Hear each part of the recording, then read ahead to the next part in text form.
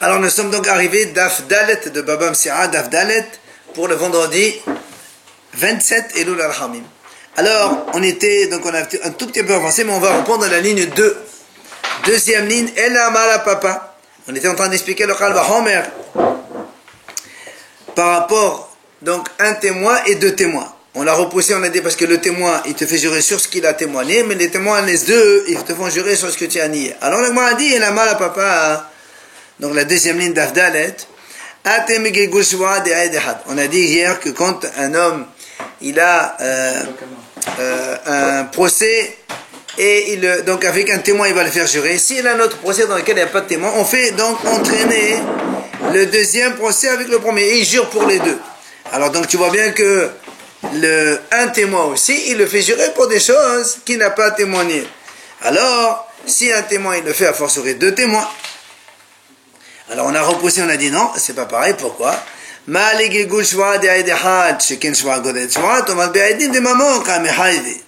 on a dit non, c'est pas pareil parce que le Aïdehad, un témoin, en fait c'est un serment qui entraîne un deuxième serment, alors que dans les Aïdim, c'est le Mammon qui entraîne un serment, puisque les deux témoins ils le font payer la moitié, ou la partie qu'il a vouée, et en plus ils le font jurer sur le reste qu'il a nié. Un témoin peut le faire jurer? Bien sûr, on a dit un témoin on fait jurer. Alors viens là, dit alors regarde la bouche, elle prouve que quand quelqu'un, par exemple, il nie, eh bien il va jurer sur ce qu'il nie. Alors on dit mal fait, on repousse la même chose.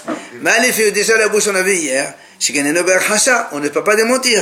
Alors que les témoins, eux, on peut les démentir. Quand il y a Aïdim Somamim, on fait donc des témoins faux. Lui, il est pas, il est au Berksa, celui-là. Ça fait rien. Donc tu vois bien qu'il n'est pas Berkhacha. Alors il m'a dit non,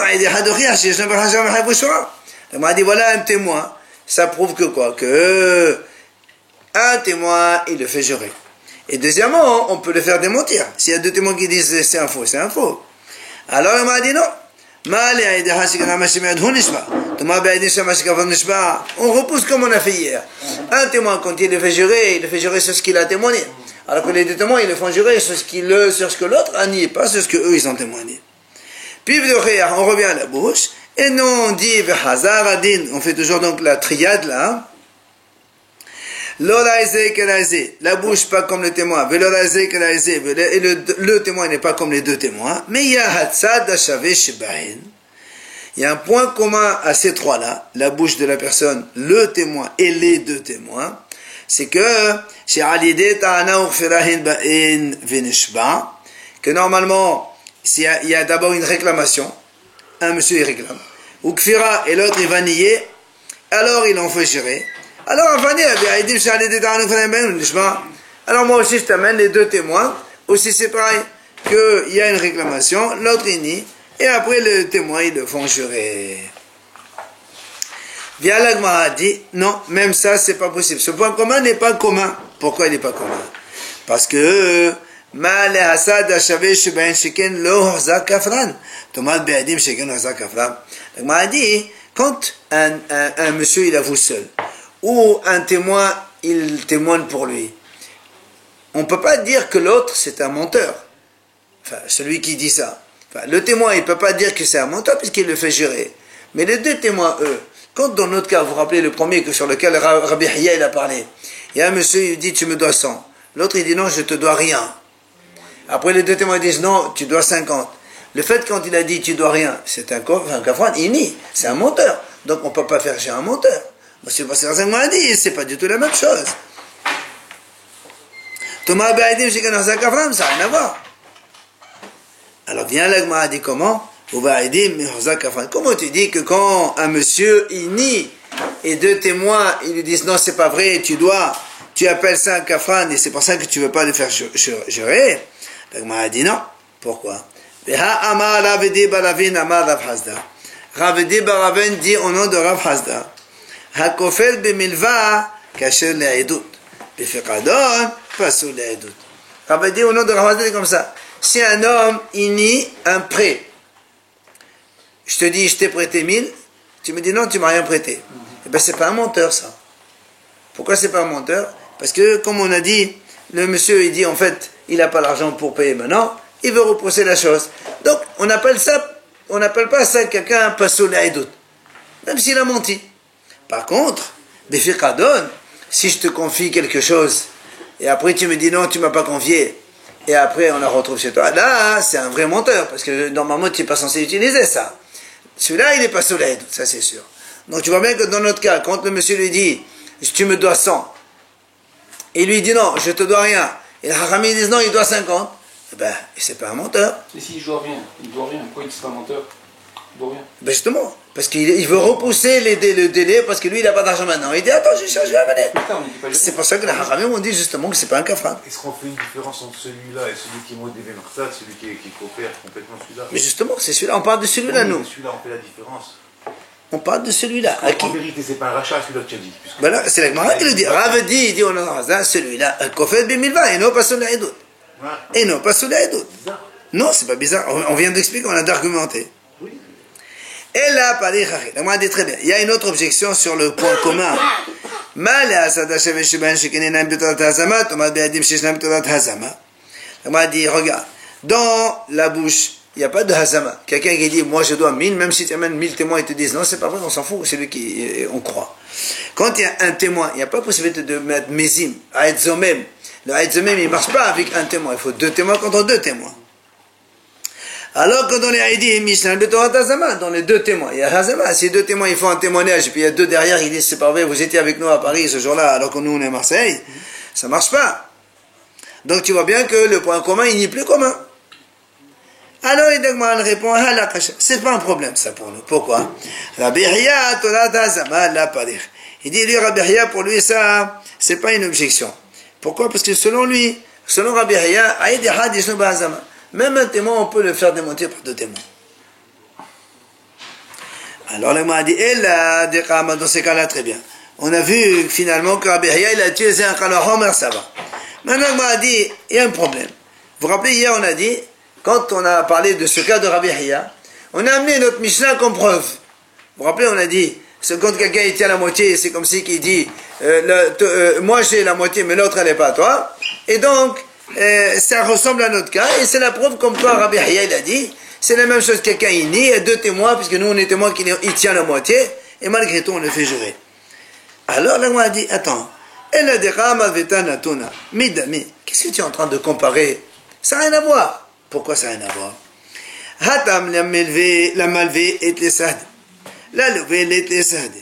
Dans le cas de Rabbi Hiya, nous on a un monsieur qui vient et dit à l'autre, tu me dois 100. Et l'autre qui s'est dit non.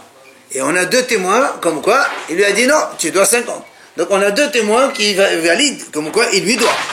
Et le levé, lui, il n'a aucun témoin. Les Tessadé de la Masech Levé la Médé, il n'a pas de témoin comme quoi il doit rien. Parce qu'il dit, et à vous les Tessadé de la Masech la Médé, la barrière la Béhéna sourait. Parce que s'il avait 1 ou 2 témoins comme quoi il doit rien, c'est normal qu'il ne va pas jurer, il a 2 témoins il n'a rien, il n'a rien. Mais ça, c'est le cas du malvé lové. Mais comment tu peux le comparer à notre cas du talit, ou hacha dans le talit, qui est ride anansa de lehai, anansa de behai. Voilà, voilà le mishtabay. On m'a dit, tu vas bien chez nous dans le talit. On va les 2, ils tiennent le talit chacun. Donc, comme nous, on est témoins pour celui-là, on est aussi témoins pour celui-là. C'est pas comme dans notre cas, nous. Notre cas, nous, le malvé, il a des témoins. Le levé, il n'a pas de témoins. Alors, comment tu peux comparer le cas du malvé levé avec le cas du talit? Dans le talit, les 2, ils ont des témoins. Nous, on est témoins pour l'un comme pour l'autre. C'est pour ça qu'on les fait jurer. Et l'autre là-bas, même si tu le fais jurer, ça n'a rien à voir de comparable avec nous. C'est pour ça que le Gemara pose une question. Comment tu dis qu'ils sont comparables? Comment tu amènes notre Mishnah comme preuve? Mais s'il y a un levé à malvé, ça se trouve, il y a les témoins à côté. Ça peut être. Mais non, on vient de dire. Le malvé, il a 2 témoins comme quoi ils disent, d'autres, il te doit 50. Et le levé, il n'a rien. Elle qui est malvé tanatona a edart de la bihiatma. Là, on a dit, c'est vrai, tu as raison. Le tanaton, la preuve de notre Mishnah, c'est pas pour ce cas de Rabbi Hiya, c'est pour un autre cas de Rabbi Hiya. Et là, on va nous ramener lequel? Il y a 2,50. Attends, non. De Amar Rabbi Hiya. Voilà le cas. Manele Beatra. Donc, il lui dit, tu me dois 100. Et l'autre, il dit, je ne te dois que 50, et les voilà. Ils sont là, je ne les ai pas touchés. Hayav. Hachamim dit Hayav. Pourquoi Hayav? Ça ressemble comme si quelqu'un était modé Bemersad. et Vetanatun. Et notre Tana dans de la Mishnah. Alors là, il ne faut pas oublier, ici, on a une notion nouvelle qui s'appelle Helach. Helach, ça veut dire quand il dit, tu me dois tant, et l'autre il dit oui, mais, ou bien une partie seulement, et les voilà. C'est-à-dire, il n'y a que ça, et c'est ça que tu me dois, et c'est tout. Et donc là, il dit Rabbi Hiya, c'est Hayab. Et là, il m'a dit, ça, c'est notre Mishnah, c'est une preuve pour ça. Comment? Notre Tana, Shena et Mohazin Batalit, donc notre cas, nous. Comment ça ressemble? Parce que il y a un qui tient la moitié de talit. Un ansad, il demande de tafis, c'est là-haut. Nous, on est témoins. Comme quoi, quand il lui dit, ça, lui, il tient la moitié. Qu'est-ce qu'il dit l'autre? L'autre, il dit, Kula Shili. Et celui-là, il tient la moitié. Qu'est-ce qu'il dit? Moi, je ne te dois que l'autre moitié. Voilà, elle est là, l'autre moitié, prends-la. Et là, moi, je la tiens. Donc, c'est pour ça que c'est comparable plus à ce cas-là.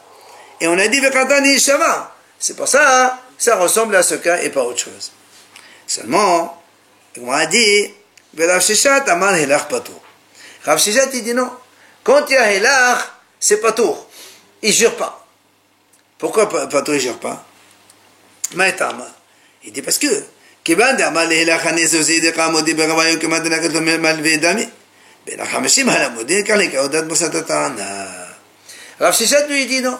Quand quelqu'un lui dit, monsieur, voilà, tu me dois 100. L'autre, il dit, monsieur, non, je te dois que 50, ils sont là, les voilà, je ne les ai pas touchés. Alors, ça veut dire que, selon Rav Sheshat, quand il te dit, voilà, je te dois 100, ça veut dire, les 100, ils sont à toi, je ne discute pas. Maintenant, qu'est-ce que tu me réclames? 50. Je nie 50. Et quand quelqu'un nie, il n'y a pas de choix. D'accord? C'est pas modé bimksat. Ici, il n'y a rien du tout. C'est pour ça que Rav Sheshat, il dit pas tout. Rav Sheshat dit comme ça. Quand il lui dit, voilà, tes 50, c'est comme si il les a pris dans sa main, déjà le malvé. Maintenant, qu'est-ce que tu veux? Tu me réclames 50. Moi, je te dis, monsieur, je te dois rien. Alors, qu'au fait? Pas tout. Et car les cas ça, c'est la vie de Rav Sheshat, c'est pas tout. Ça m'a dit, Rav Sheshat, nous, on vient de comparer ce cas-là avec la Mishnah. Donc la Mishnah, on a vu qui jure. Selon Rav Sheshat, donc la Mishnah, ne doit pas jurer. Donc la Mishnah, elle est une objection contre Rav Sheshat. Puisque Rav Sheshat, il a dit, quand il y a Helach, c'est pas tout. Et notre Mishnah, c'est comme ça, et c'est pas tout. Et c'est Haya, pardon. Haya Shua. Alors comment il fait? Ça veut dire quoi déjà? Les voilà, ils sont là. Prenez, c'est à toi, ils sont à toi. Là où ils sont à toi. Considère que tu les as déjà. Amal Rav Sheshat, c'est pour ça que Rav Sheshat, il répond. Il te dit, Mateti, Tachanat Hachamimhi. Il te dit, Rav Sheshat, tu as raison. Mais la Mishnah, c'est pas Helach. Moi, je dis Helach, c'est pas tour, c'est pas tour. Mais dans la Mishnah, c'est pas Ishwa ben Torah, c'est Takanat Hachamim. Hachamim ont instauré que dans ce cas-là, eh bien, il doit jurer seulement. Ok? Donc, il n'y a pas ici le cas de Helach. Maintenant, là, moi, dit Vedach, et qu'est-ce qu'il dit Rabbi Hiya alors? Si tu dis que c'est Takanat Hachamim, alors que mon Rabbi Hiya, il compare son cas avec notre Mishnah qui, mais c'est pas une Takanat Hachamim, c'est une Torah. Il te dit, d'accord, je suis d'accord, Takanat Hachamim. Seulement, mieux. Si tu dis que dans la Torah, le Helach Hayav, mais Takanat Rabbanan Shua Kain Deoraita, c'est pour ça que les Hachamim, ils instaurent une Shua, comme le vrai Helach, ils ont la force de faire une Shua. Et là, Yamad Medeoraita Helach Pato, mettant de Shua de Deoraita. Mais si tu me dis que le Helach, il est Pato, comment les Hachamim, ils peuvent mettre un serment dans un cas où la Torah dit que c'est Pato? Donc c'est pour ça que Rabbi Hiya, pour lui, il n'y a pas de problème. Il te dit, je suis d'accord, c'est Takanat Haramim, mais cette Takanat Haramim, elle provient de la Shua de la Torah. On a vu hier que c'est les Haramim qui ont tenu partie de la Shua. Ça, c'est la réponse qu'on a donnée hier. Maintenant, on est non, parce que je suis d'accord, mais là, on est en train de parler que sur la deuxième notion du Kalva Homer, comment elle a été créée, et après, on a dit que le cas de Rabbi Hiya n'est pas du tout le même, mais c'est un autre cas de Helach, et on a eu le Mahalak de Rav Sheshat. Bien, l'Agmara dit, mettez. L'Agmara va objecter. C'est l'Arim Denarim. Il y a un shtar, donc un monsieur, il doit de l'argent à l'autre, écoutez bien. Il n'y a pas marqué combien, il y a marqué Sinaim, il y a marqué soit des euros ou des dollars, il n'y a pas marqué combien. Mais il y a marqué au pluriel, avec S. Malvé Omer, Hamesh. Le Malvé dit, tu me dois 5. Par exemple, 5 pièces. Mais le Omer Shalosh, non, je te dois que 3. Qu'est-ce qui se passe? Rabbi Shimon ben Elazar Omer, Ho'il ve'oda mirsad ta'ana ishava. Rabbi Shimon ben Elazar dit, ça s'appelle le mot de mirsad. Je te réclame 5, tu me avoues 3, tu avoues une partie, tu es hayab shua comme la Torah, c'est un shua normal. Rabbi Akiva Omer, Rabbi Akiva dit non, et non, et là, Kemeshiva Veda Patour. Rabbi Akiva dit pas du tout, il ne jure pas celui-là. Pourquoi? Ça s'appelle, il rend un objet perdu. Pourquoi ça s'appelle, il rend un objet perdu? Qu'est-ce qui a marqué? Combien il y a marqué dans le shtar? Slime. Slime. Combien c'est slime? Minimum 2. Minimum 2. Donc normalement, j'aurais pu dire 2, et je t'aurais rien dit. Quand je t'ai dit 3, je suis gentil avec toi. Je suis gentil avec toi. C'est-à-dire, il y a un que tu as perdu, que tu ne dois pas avoir, et moi je te le donne. Alors quand je te donne quelque chose de cadeau, tu ne vas pas me faire chier non plus. C'est 5. Et tu peux dire merci aussi? Non. Et non. Comme lui, il y a pas... Tu as une preuve que c'est 5? Tu n'as pas de preuve. Pour moi, un shtar dans lequel est marqué pluriel, c'est 2. Moi, je viens gentiment, je te dis non 3. Donc ça veut dire, en fait, tu as perdu déjà le 3e, mais moi, je te le rends cadeau. C'est comme si un objet perdu. Après, on parle de 3 et de 5. On peut parler de 200 et de 1000 aussi. Attends. Ne complique pas la vie. On est dans un cas où il est marqué slime au pluriel. On ne sait pas. Et lui, le malvé, il te demande 5. C'est tout ce qu'il te demande. D'accord? Il te donne 5 dinars, je ne sais pas, moi 5 slime, 5 dinars. Quoi qu'il en soit, l'agma, donc ça c'est Mahlout, Rabbi Shimon Rabbi Akiva. Maintenant la question. Khatani me'at, l'agma a dit, tu vois bien qu'on a enseigné. Rabbi Shimon il dit quoi? Ho'il ve'hoda miksat ta'ana yishava.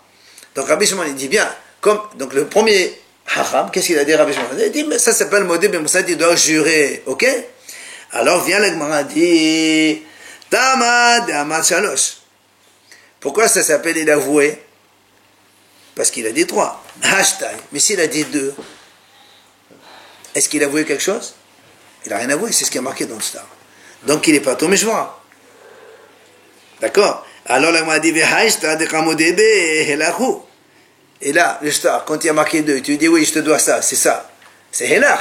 Et pourtant, tu vois bien que c'est pas tout. Alors comment toi, Rabbi Hiya, tu dis Helach Hayav? C'est la question contre Rabbi Hiya. Alors il vient et te répond, et tu dis non. Là, en vérité, même s'il dit 2, il est quand même hayav de jurer. Ah bon? Alors pourquoi tu marques 3?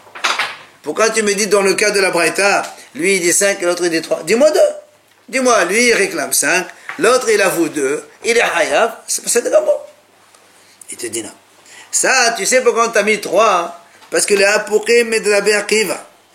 Parce qu'on veut t'exclure la vie de Rabbi Akiva. Qu'est-ce qu'il a dit Rabbi Akiva lui?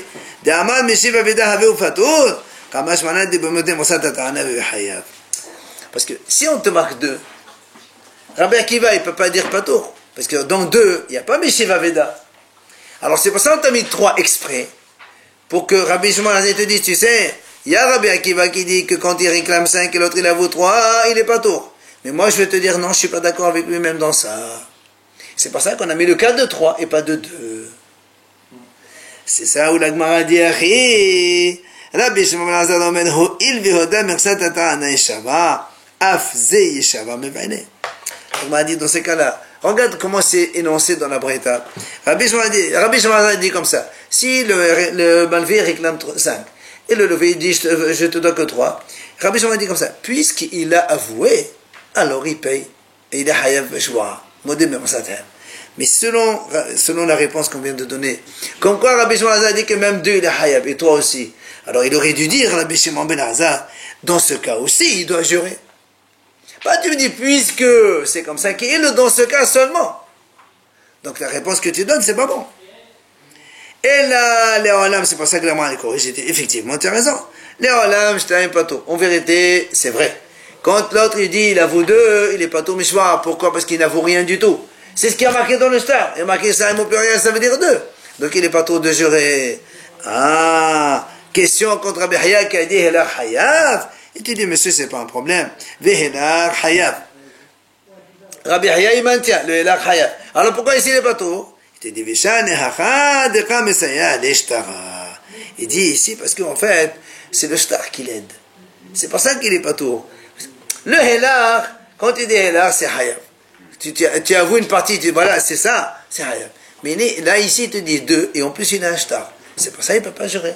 C'est le shtar qui fait que, puisque le shtar il marque, entre parenthèses, qui il est marqué 2, alors, donc, il n'y a pas de serment ici. Et la Melagma dit, ou encore je peux te répondre aussi, Mishum dehava l'ishtar sherbot karkarot, ve'in neshba'in al kfirat sherbot karkarot. Elle m'a dit, ou bien je peux te dire aussi une autre raison pourquoi il ne jure pas ici. Parce que tout simplement ici, étant donné que il y a dans le shtar sherbot karkarot, c'est-à-dire quand moi je te prête de l'argent, si tu ne me rembourses pas, j'ai une saisie sur tes terrains, et nous on sait qu'on ne jure pas sur les terrains. C'est pour ça qu'il y a marqué, c'est pas tout. Donc il n'y a pas de question contre Rabbi Hiya. Maintenant la Gemara dit, Kademoté de Mesefa. Certains, ils objectent contre Rabbi Hiya de la Sefa, pas de la Récha. Comment? Pardon, dans la Sefa, on va objecter contre Rav Sheshet, pas contre Rabbi Hiya.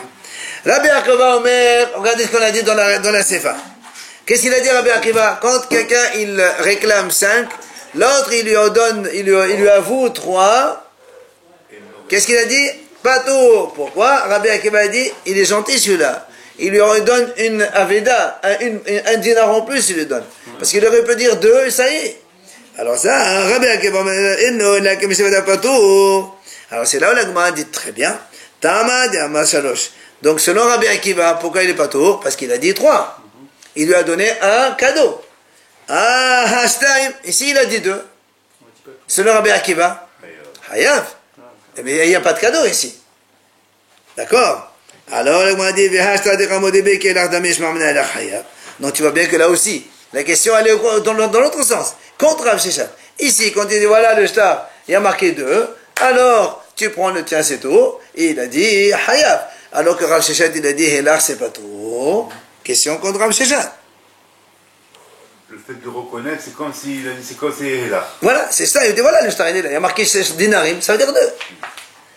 Alors, l'agma dit non, là aussi, l'agma répond.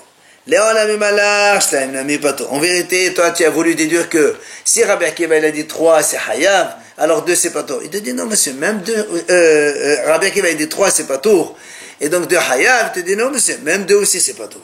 Ah bon? Alors si c'est 2 pas tour, pourquoi tu parles du cas de 3? Parle du cas de 2. J'ai dit la même chose. Là, pour parce que la Gemara voulait dire que Rabbi Akiva il voulait te dire non, ne crois pas. Il y a Rabbi Shimon Hazar dans le 3, il dit lui il pense comme ça. Moi je veux te dire que non, je ne suis pas d'accord avec lui. Dans le cas de 3, c'est pour ça que la Gemara, donc la prêta, elle a ramené le cas de 3, parce que Rabbi Akiva il voulait te faire donc bien souligner que s'il y a 2, l'autre aussi, c'est la même chose que Rabbi Shimon Hazar. Mais il te dit 3. Rabbi Shimon Hazar, il dit 3, c'est Hayav. Mais moi, je vais te dire non, c'est pas tout, parce que là, il y a Meshiv Aveda.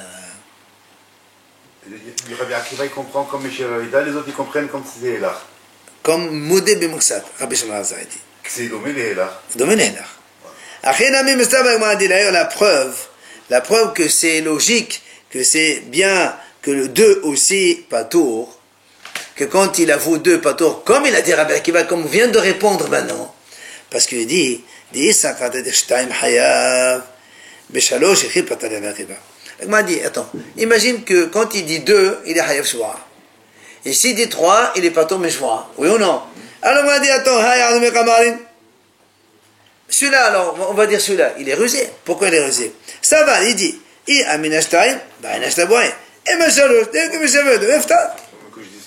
voilà. Qu'est-ce qu'il, lui, il dit quoi? Il dit, moi, tiens, si je dis 2, je vais jurer. Je n'ai qu'à dire 3. Je ne lui paye 3. Pas trop de choix. Donc tu vois bien qu'il est en train de réser. Donc tu vois bien que c'est obligé que je t'aime aussi, c'est pas tout. Parce que si c'est je t'aime Hayav ou je sais pas tout, là, il va ruser. Et quand tu mets je t'aime pas tout, je sais pas tout, il n'y a pas de ruse. Ce qu'il dit, c'est ça. Ah, l'Agma a dit dans ces cas-là, et là, caché à Rabbi Hiya. Dans ces cas-là, ça devient une question contre Rabbi Hiya. Puisque dans le cas de Rabbi Akiva, qu'est-ce qu'on voit? On voit quand il avoue, il est pas tout. Le Hélar, c'est ça, c'est pas tout. Alors Rabbi Hiya a dit le Hélar, il est Hayav. Comment on fait? Là aussi, il te répond. Là aussi, il te dit là-bas, Rabbi Hiya te dit là-bas, pourquoi il est pas tout? Parce qu'il a le star qui l'aide, qui le soutient. Le star, il a marqué 2, lui, il a dit 2, c'est normal qu'il est pas tout de jurer. Ou encore, il fait la même chose. Comme on a dit tout à l'heure, que le shtar il peut amener à une saisie de terrain. Et quand il y a des saisies de terrain, on ne jure pas sur les terrains. C'est pour ça qu'il n'est pas tour de shvua. Mettez Morzotra, il ramène une autre objection. Morzotra, il pose une question. Il dit, c'est marqué, la Mishnah dit, Ta'ano kilim v'karkarot. Si moi je dis à quelqu'un, voilà, tu me dois des terrains et tu me dois des kilim aussi. Deux. Hoda bikilim v'kafar v'karkarot. Hoda v'karkarot v'kafar v'kilim, pas tout. La Mishnah dit comme ça. Si il a volé kilim, mais pas les terrains.